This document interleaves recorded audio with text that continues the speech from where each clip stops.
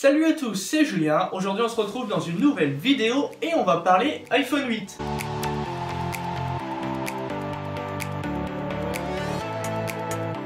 Aujourd'hui, et grâce à Boutique pour iPhone dont je vous mets le lien en description, j'ai pu avoir l'iPhone 8, enfin la maquette à quoi devrait ressembler le futur téléphone d'Apple. L'iPhone 8 va être assez ouf pour les 10 ans de l'iPhone, donc on va avoir des nouveautés assez surprenantes comparées également à la concurrence. On va également aussi avoir l'annonce de l'iPhone 7S et l'iPhone 7S Plus, donc ça, pas d'inquiétude pour ça. Vous allez vous demander pourquoi j'ai un faux iPhone 8. En fait, celle-ci est une maquette. Donc elle sert aux constructeurs de coques pour iPhone de prévoir donc les coques à l'avance, puisque pour préparer des coques il faut plusieurs semaines voire plusieurs mois de création.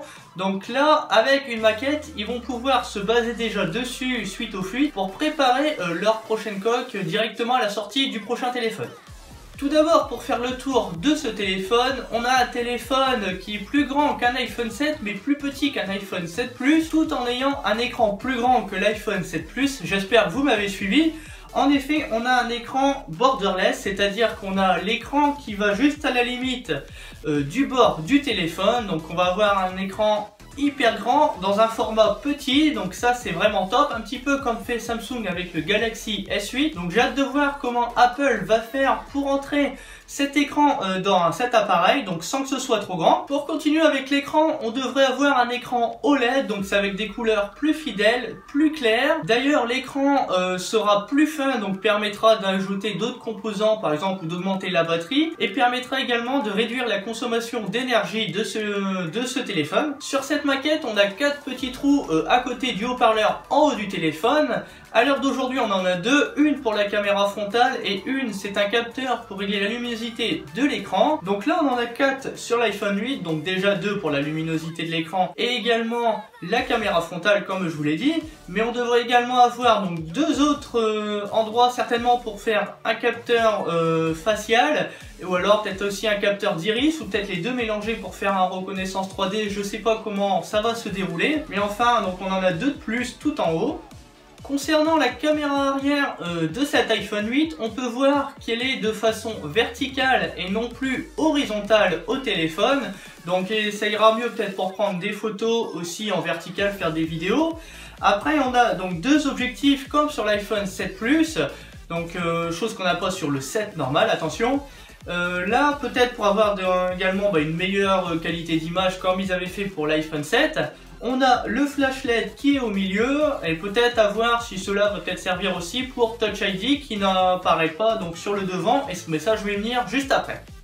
Autre nouveauté qui devrait être apparente sur cet iPhone 8, c'est le Touch ID qui devrait disparaître. Donc en effet avec un écran borderless, on ne pourrait pas avoir donc la place pour mettre son doigt pour déverrouiller.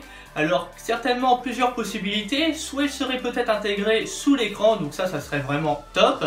Ou alors, comme sur la concurrence, peut-être au niveau de la pomme à l'arrière, mais là c'est peut-être moins pratique pour ceux qui ont des grands doigts, donc on l'a pu voir sur l'iPhone, sur le Samsung Galaxy S8. Après on peut voir aussi peut-être sur l'écran, sur le bouton de verrouillage, donc qui est plutôt large comparé à l'iPhone 7 ou l'iPhone 6.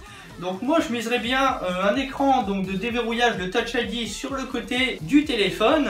On verra bien donc en septembre. Dernière peut-être nouveauté pour le déverrouillage d'écran, comme je vous dis, avec les capteurs qu'on a à l'avant, donc peut-être avec le capteur d'iris, reconnaissance faciale, donc on verra tout ça en septembre. Mais après, problématique, si on n'a pas Touch ID, comment va-t-on payer avec Apple Pay pour valider notre paiement, puisqu'on a l'habitude d'utiliser donc le capteur d'empreinte pour valider.